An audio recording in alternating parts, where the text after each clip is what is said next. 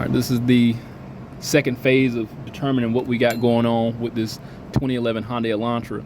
Last video, we wound up diagnosing it, doing a crank cam correlation, and we saw that the cam was off on the exhaust side.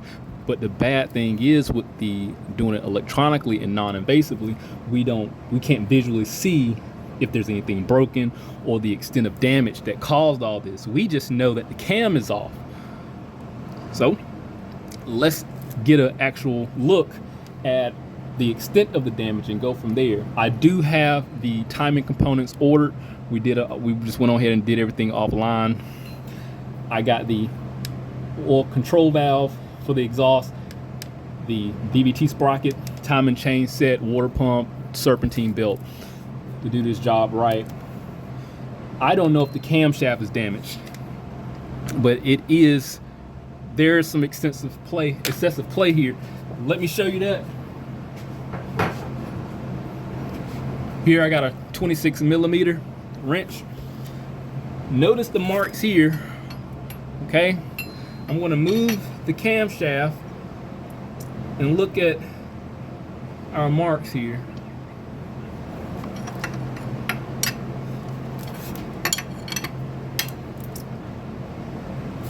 Now the cam starts moving. Look how far off that is. That's about, I don't know, 20 degrees or so. Start moving it back. Then it catches and starts to rotate.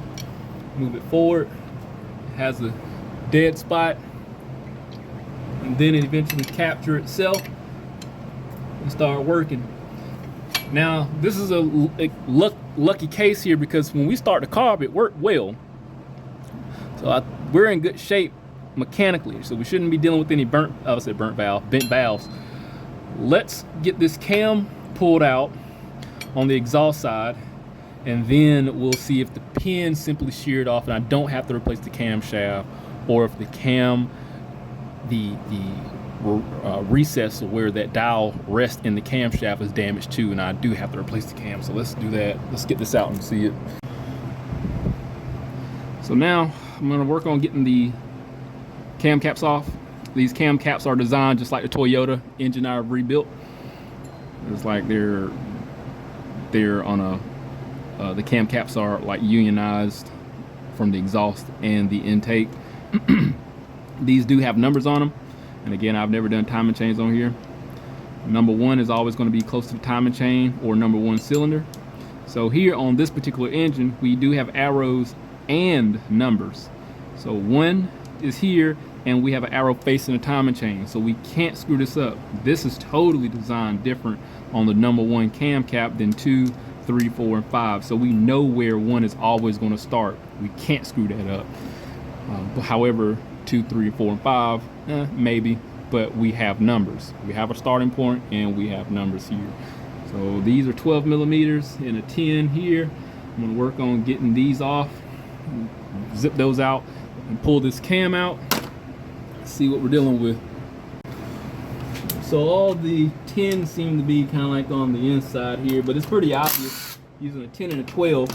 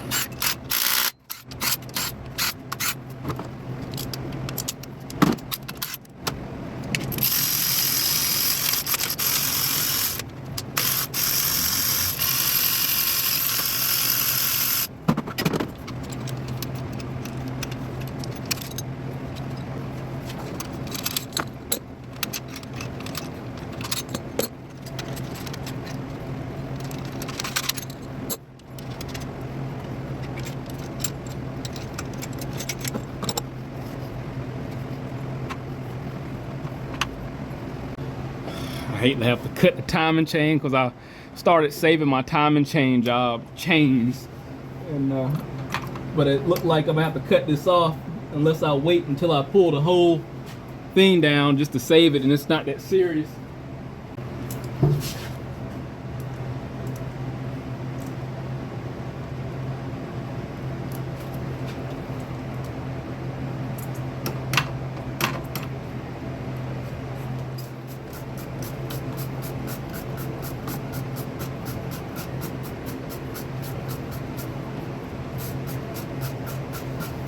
Hit it with some water just to give the metal something to stick to, and also to keep from fire happening.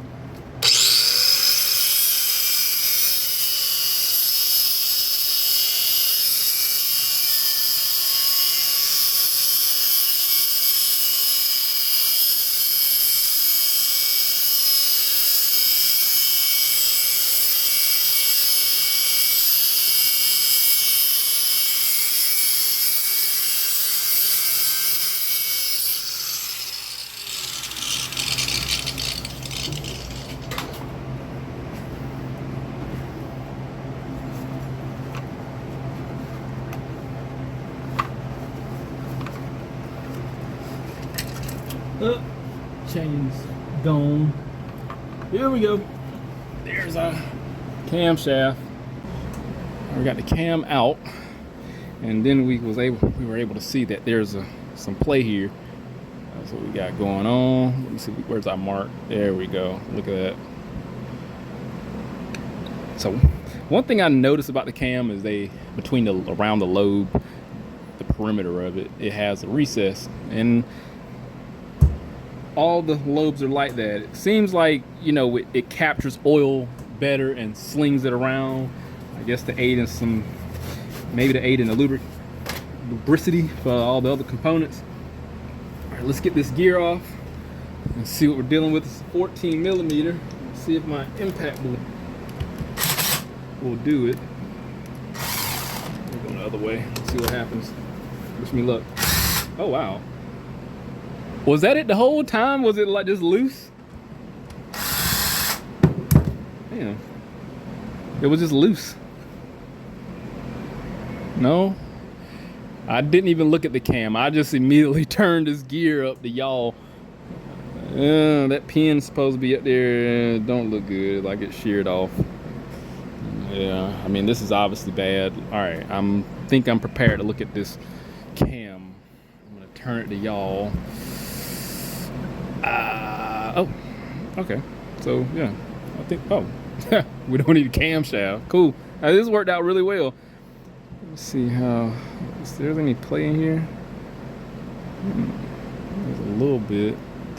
That's marginal though. That ain't much to create any issues. Yeah, I think we're fine. It's not bored out or anything, and even then, it's not enough to cause any variation with the timing. I mean, look how significant it was, and it still wound up working. But my thing is, well, the bolt wasn't tight, and that'll definitely cause it to do what it did. This is the other side here where it sheared off at. This is the imperfect end here. This is the good looking end. Am I looking at this cam properly? Because the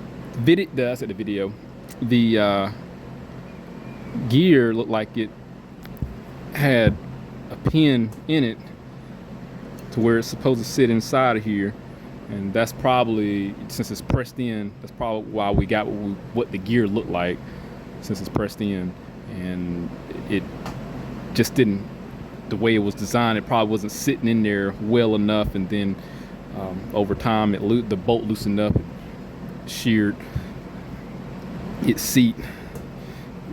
I think it's worth just pulling the other one out too, taking a look at that. So we know we don't need a camshaft. Let's pull the intake. Alright, got the intake. I might need to mark these. Well, I know what's the point when one of them's broken. Let's pull out, see how this one looks.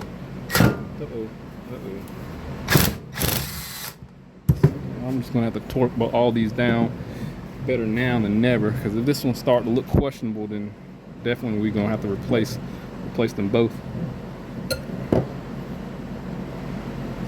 Yeah, this one looks pretty good. So it does come with the dowel inside of it. It don't look like it sit that far down in there. Just about a couple millimeters, about 4 millimeters. It don't look like it sits deep. At least now I can be able to torque these down like it's supposed to. I'm gonna get these cams mixed up. All right, I'll torque this down when I get this back in there. I'm gonna leave it just a little loose. All right, cool. We now know. So the good thing is we know what needs to happen. Don't need a camshaft. We can reuse that. All the timing components I have on the way, it's going to get this car resolved, and I don't have to upcharge for anything additional. So what I'm gonna do, I'm gonna let this video, I'm just gonna break this up into a couple parts here just to give small incremental updates. I'm trying my best to keep these videos shorter, but it seems like if I keep them too long, I don't want to lose people's interest. But if I keep them short and spread them out, at least we can, depending on the issue, we can get the main stuff, and then, you know, the little workarounds we'll have updates for. But this video, the main thing is we were able to diagnose it. I know most of my videos are conflict resolution style, but we'll see what happens in the future. So I'll rather kind of keep the retention there than have a long video when people's attention span is literally this big. So I'm working on it. I'm trying to cut back on talking, which I know I'm talking now. Some people don't like that, but you got others that do. I'd rather provide more information than not. Long story, to get to the meat and potatoes, I want to, this particular video, we're just gonna, we found out what we need to find out as far as the extent of damage, and it's minimal. And the next video, we're definitely gonna get to doing the timing, because I still gotta wait on that. It's a Sunday today. They should be here midweek, late week. So we'll definitely have this running. And I'm curious to see, you know, if it runs good or not, which it should, because we didn't have any bent valves and it worked fine previous video when it did run on its own.